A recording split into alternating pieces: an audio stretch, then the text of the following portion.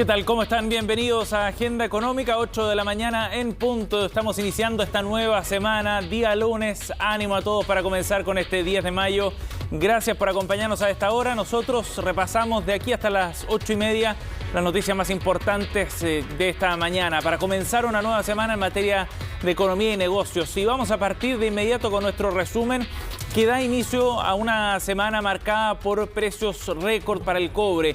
El viernes les contábamos de cómo se habían batido todos los récords con el precio más alto en la historia. Pues bien, hoy día nuevamente se superó ese precio. El valor del metal rojo en los mercados internacionales supera largamente los $4.80.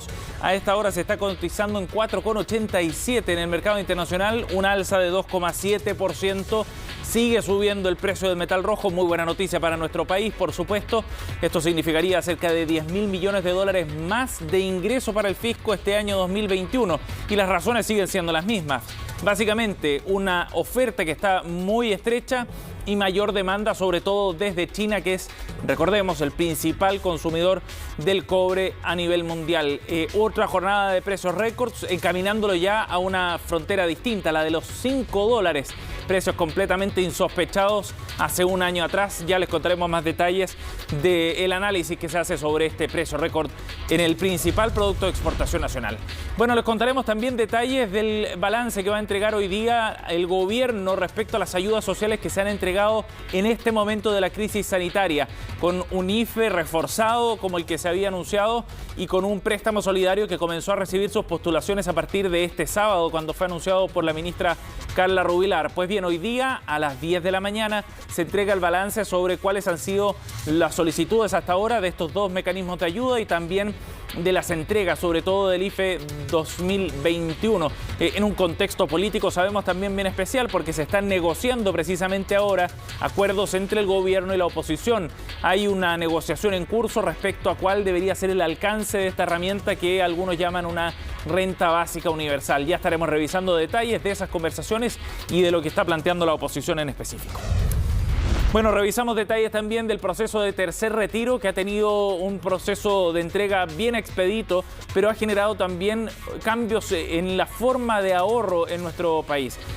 Datos de la Superintendencia de Pensiones publicados hoy día por el Diario Financiero revelan que hubo un aumento explosivo en el número de cuentas 2 de las asociaciones, de las administradoras, de fondos de pensiones. Este instrumento que permite ahorros, haciendo un paralelo respecto a la cuenta obligatoria, bueno, ha crecido exponencialmente. Son más de 650.000 cuentas las que se abrieron en el último año y ha crecido además el número de recursos alojados precisamente en este instrumento. 65% ha crecido el ahorro en esta cuenta 2. Lo que ratifica además los números que ha planteado el Banco Central. Asegura el Instituto Emisor en su propio balance que desde que comenzaron estos retiros, el 60% de los recursos retirados de las AFP sigue ahorrado en distintos instrumentos. Uno de ellos, el de las cuentas 2 de las AFP. Y por otro lado, en materia internacional, vamos a estar profundizando hoy día en un tema bien interesante. Joe Biden propuso que las patentes de las vacunas quedaran liberadas de manera temporal para poder fomentar así la réplica, para poder aumentar la fabricación de las inoculaciones a nivel mundial. La propuesta ha generado controversia. En materia comercial, por ejemplo, Pfizer y Moderna vieron una drástica disminución en el precio de sus acciones la semana pasada, claro, porque podría afectarlas directamente. Por otro lado, ha habido resistencia de otros gobiernos, como Alemania, que plantea derechamente que la forma de aumentar la producción va por otros lados, buscando más asociación o facilitando el acceso a ciertos productos esenciales. Pero hay un trasfondo también respecto a lo que esto significa, por ejemplo, en la guerra comercial con China. Puntos interesantes que vamos a estar analizando en instantes también aquí en Agenda Económica. Por último, revisamos también detalles de cómo han partido los mercados esta semana, con índices que están con variaciones mixtas a esta hora. En Asia, por ejemplo, hubo alza de medio punto porcentual en Japón. El Hang Seng, por su parte, retrocedió levemente, cerca de 0,1%. Y Europa a esta hora está con números bien dispersos. El IBEX sube 0,86%. Alemania, por su parte, está cayendo 0,15%. Londres está en territorio más plano, cercano a 0% de variación. Acá en Chile, ojo con lo que vaya a pasar con el dólar. La semana pasada ya cerró con una baja por bajo los 700 pesos. Hoy día, con un precio del cobre que sigue subiendo, es probable que se vean nuevas caídas en la divisa norteamericana. El IPSA, por su parte, cerró la semana con una caída de 0,28%, pero en el acumulado semanal subió más de 3% el indicador bursátil local. Bien, 8,5. Vamos a comenzar revisando de inmediato lo que ya adelantábamos en nuestro resumen informativo, principalmente en relación a las postulaciones para el préstamo solidario que se abrieron durante este fin de semana. Hoy día será el momento de la evaluación por parte de las autoridades para estas ayudas que se han entregado en el contexto de la pandemia, del momento que estamos viviendo actualmente y de las medidas de confinamiento que se empezaron a aplicar en el mes de marzo.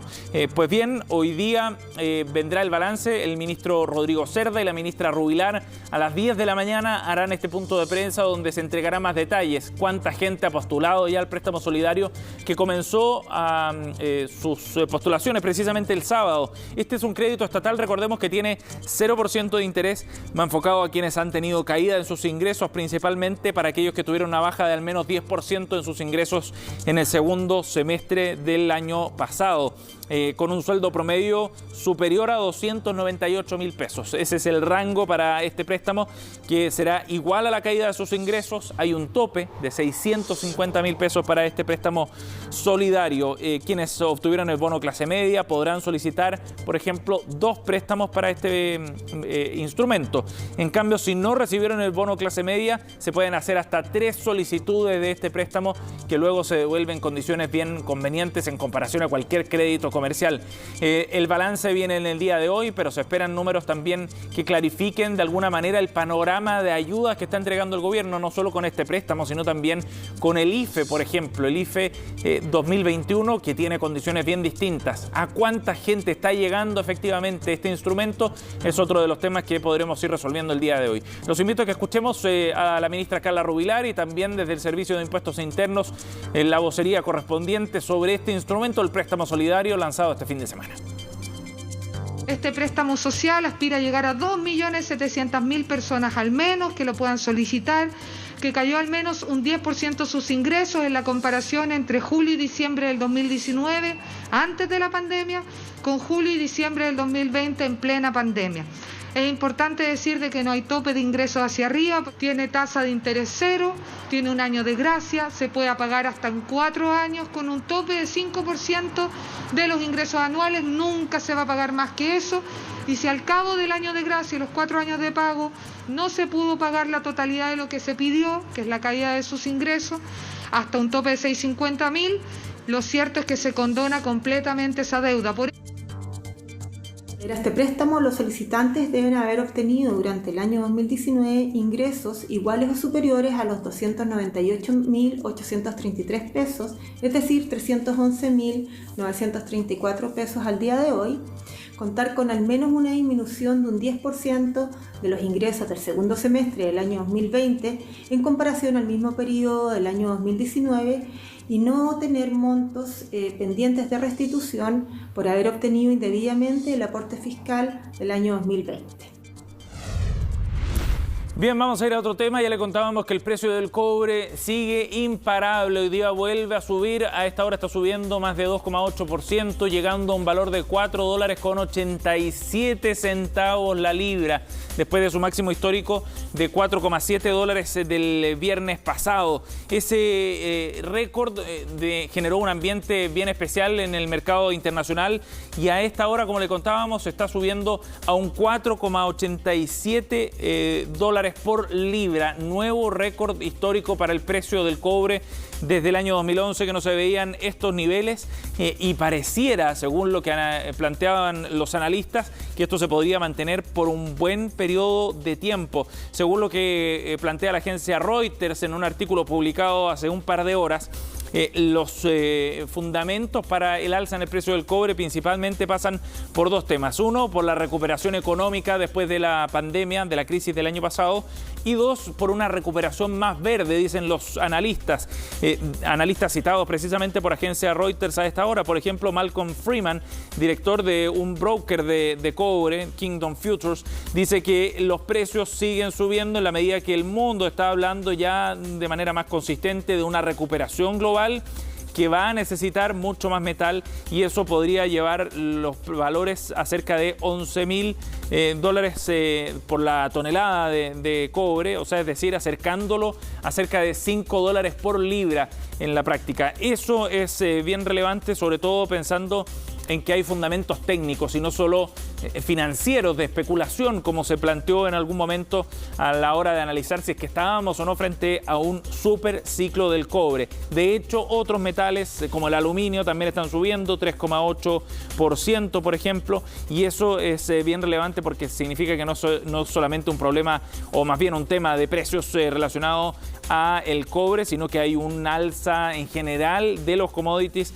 que le daría otro sustento a el precio del metal rojo, el principal producto de exportación nacional. De hecho, otros sitios como sitios mineros especializados de Australia, otro país con importante desarrollo, dice que ha habido cierta preocupación, cierto pánico, incluso plantean algunos analistas, en el mercado del cobre, en particular en actores industriales respecto a la oferta de cobre a nivel global, que podría estar en niveles demasiado estrechos ante una demanda que sigue subiendo. Bien relevante lo que está ocurriendo con el precio del cobre y que está además en un momento específico de debate acá en nuestro país, cuando se está discutiendo sobre un royalty en Chile. Escuchemos a Joaquín Villarino, el presidente del Consejo Minero. Estuvo ayer en Tolerancia Cero, profundizando precisamente en estos temas y analizaba esta alza en el precio del cobre. Decía que había fundamentos para explicar este repunte histórico. Este proyecto de ley, desde que se reactivó a principios de marzo, lo que hemos venido señalando es que es un proyecto que está mal estructurado, que es técnicamente deficiente y que es necesario poner más antecedentes para tener una conversación en serio sobre recaudación fiscal minera en particular. Aquí falta información, no porque esté oculta como algunos han insinuado, sino que simplemente porque hay estudios que no se han hecho y por lo tanto faltan antecedentes para poder legislar bien sobre un tema que es tremendamente importante porque afecta a un sector productivo que es muy relevante para el país.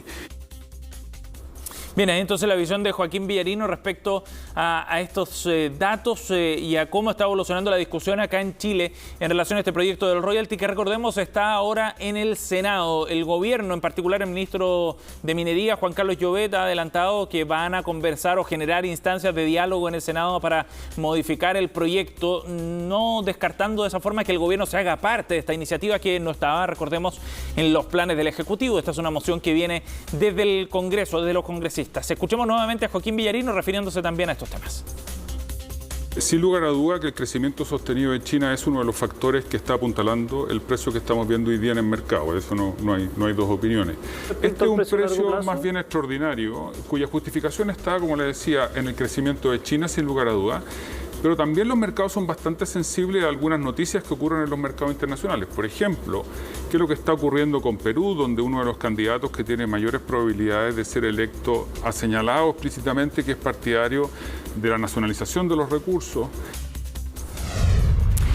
Bien, vamos a ir a otro tema para abordar los datos de inflación conocidos al cierre de la semana pasada por parte del INE. El IPC sufrió un 0,4% en el mes de abril, según los datos del Instituto Nacional de Estadísticas, anotando de esta forma en los últimos 12 meses en torno al 3,3% acumulado de inflación en nuestro país. Pero es interesante ver también cuáles fueron los factores que empujaron al alza este precio, o más bien este valor de la inflación, en el mes anterior. La variación influyó principalmente por un alza de 3,4% en los precios de bebidas gaseosas, aguas minerales, jugos de fruta también, bencinas que registraron alza mensual de 3,7%.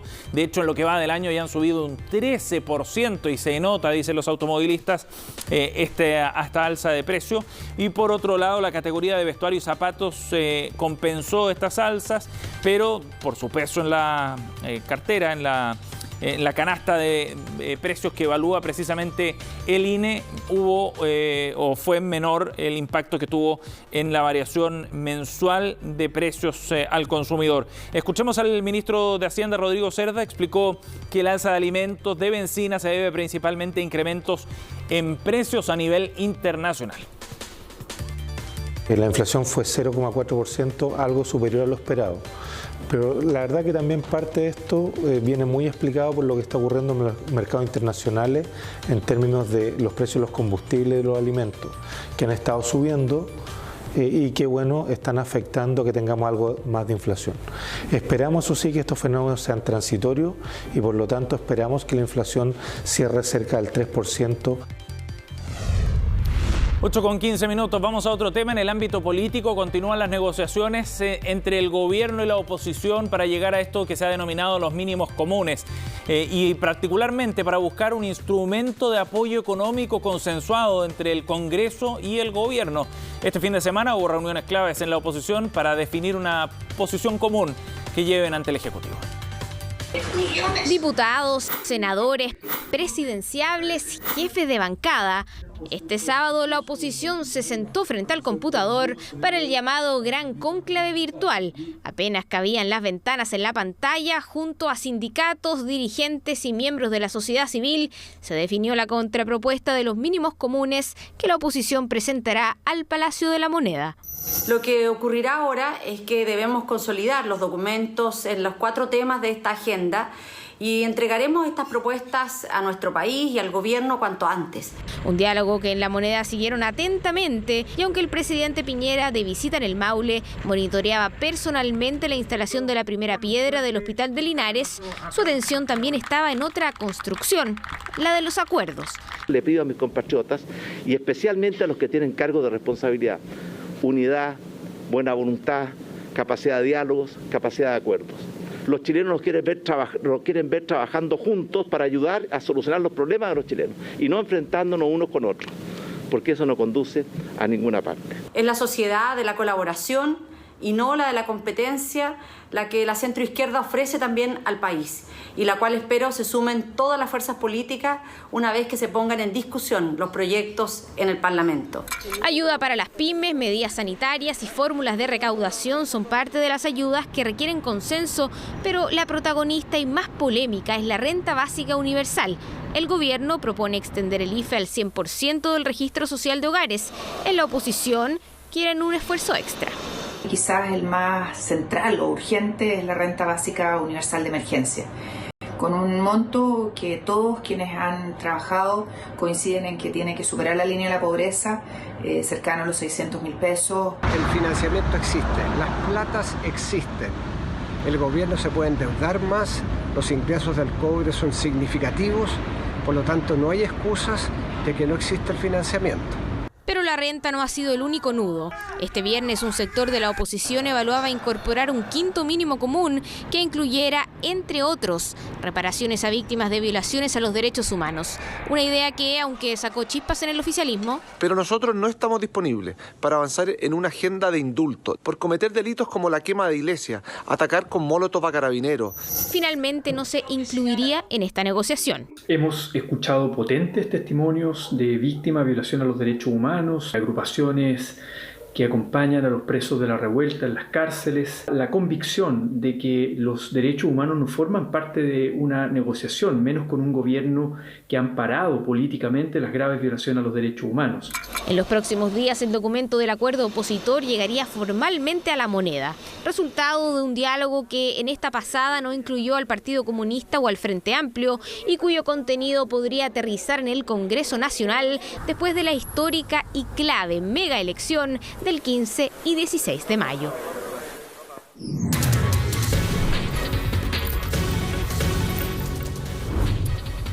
Bien, estamos de vuelta para abordar un tema que a nivel internacional ha generado harta controversia, un debate político bien importante. Hablamos de la propuesta que ha planteado el gobierno de Joe Biden de liberar las patentes de las vacunas de manera temporal para de esa forma potenciar la fabricación masiva a gran escala a nivel mundial de estas vacunas en el momento sanitario que estamos viviendo. Urge hacerlo para avanzar sobre todo en los países más pobres, ha dicho Estados Unidos. Ha habido críticas, eso sí. Es el tema que queremos abordar esta mañana. Estamos en contacto para eso con Maximiliano Santa Cruz, socio del estudio Santa Cruz IP, exdirector de INAPI. Gracias por estar con nosotros, Maximiliano. Muy buenos días, Sebastián. Gracias por este contacto. Bueno, Maximiliano, la propuesta generó bastante polémica, ha abierto una discusión bien interesante, tiene aristas comerciales, políticas también, sanitarias, por supuesto, ni que hablar. Pero vayamos primero al análisis de lo que significa esta propuesta. ¿Por qué Joe Biden está avanzando en esta idea que a algunos causó harta sorpresa también?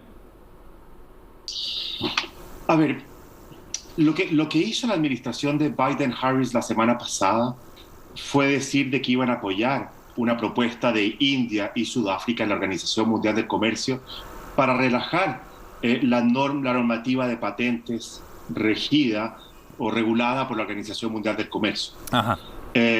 Esto entiendo que fue simplemente, bueno, no fue simplemente, sino que en parte cumple con una promesa de campaña del presidente Biden.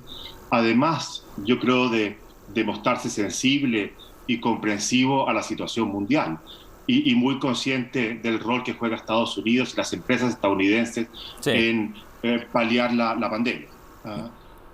Maximiliano, ¿es conveniente hacerlo?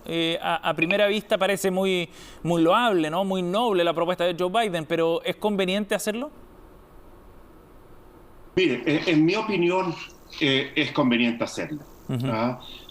Yo creo firmemente en el sistema de propiedad intelectual y en particular el sistema de patentes como una herramienta eficiente para promover la innovación, la investigación, el desarrollo y también la difusión del conocimiento. Ajá. Sin embargo, desde la creación del sistema internacional, todos los países que forman parte de él han entendido que en circunstancias especiales, muy extraordinarias de emergencia, el sistema de propiedad intelectual acepta ciertos mecanismos para contrarrestar el derecho exclusivo o monopolio que tiene un titular. Y no veo una situación más extraordinaria, no he visto en mi vida una situación más extraordinaria que esta para empezar a conversar estas cosas.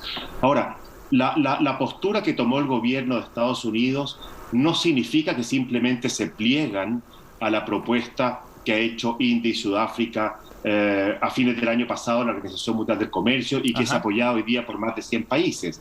Y bueno, y sociedad civil, todos conocemos la carta de más de 160 ex líderes, premios Nobel, llamando a apoyar esta iniciativa. Sí. La Helen Clark, Gordon Brown, Mikhail Gorbachev, nuestro presidente Lagos, sino que, pero esta es una situación donde la crisis es tremenda, tremenda.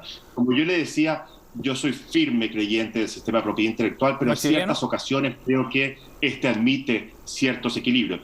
Y como le decía, Estados Unidos no se está plegando simplemente a la propuesta. La propuesta de India y Sudáfrica difiere en gran parte o en muchos aspectos de la declaración que hizo Estados Unidos la semana pasada. Sí.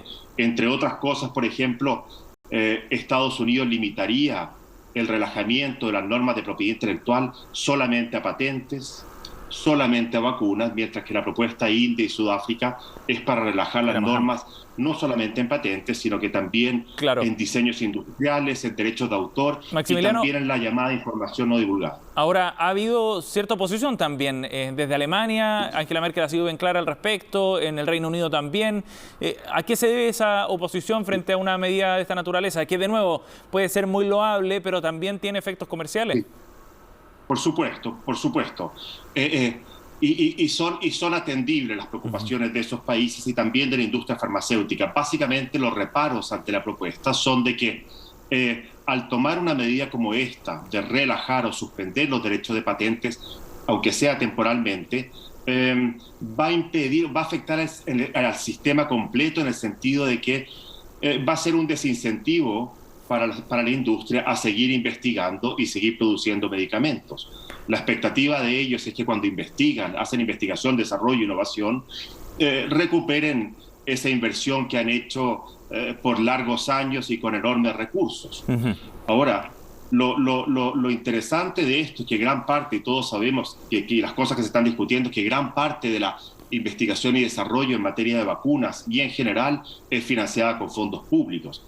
Y son cosas que yo creo que el presidente Biden y otros países han tomado muy en cuenta. O sea, creo que más del 90% del financiamiento para investigación y desarrollo proviene de dinero que financian los contribuyentes. Sí. Y otra razón que han dado también es que la producción de medicamentos, y en este caso de vacunas, por empresas o productores genéricos, no tendrían la suficiente calidad que uno esperaría de una vacuna o de un medicamento.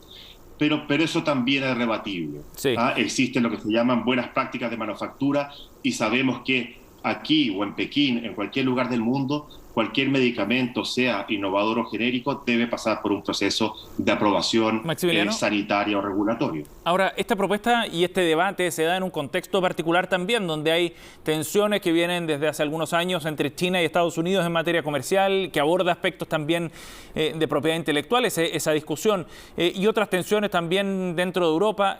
¿Cómo insertamos este debate entonces en ese contexto?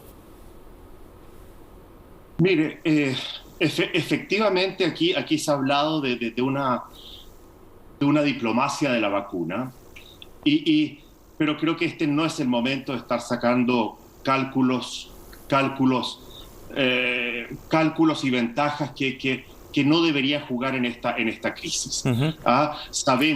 Sabemos, y así lo han dicho tanto los directores generales de la Organización Mundial del Comercio como de la Organización Mundial de la Salud, incluso la OCDE, de que la producción hoy día está siendo insuficiente, no alcanza para suplir a toda la población objetivo que tenemos que vacunar con urgencia. Y también la distribución ha sido tremendamente inequitativa. O sea, gran parte de las vacunas no las hemos llevado a los países de ingreso alto, Chile lo es, y en los países de ingreso bajo o ingreso medio, menos del 1% de la población ha sido vacunada. Claro. Y por lo tanto, aquí hay que tomar medidas urgentes, hay que tener altura de miras en el debate. Esto no es una cuestión simplemente de binaria, de blancos o negros, hay muchas áreas, hay muchos sombras de grises en esto, y creo que lo que ha hecho el presidente Biden hoy día es dar una muy buena señal, en gran parte simbólica. Aquí no se termina, como decía yo, simplemente con el apoyo. Falta mucho para poder hacer esta idea de India y Sudáfrica una realidad. Cierto. Esto no pasa simplemente por relajar el sistema de patentes, las normas de patentes, pasa por una serie de otros factores que fueron por lo demás mencionados algunos en la Declaración de Estados Unidos. Sí, pasa por transferencia de conocimiento, transferencia tecnológica, compartir know-how, falta de insumos hoy día. También.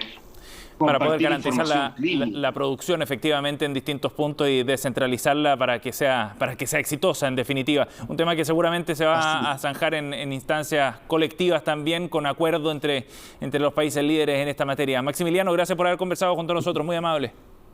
Muchas gracias, Sebastián, muy buen día. Buen día. Cerramos Agenda Económica, gracias por acompañarnos. Ya viene Conexión Global con Jacinta Molina, que tengan buen día.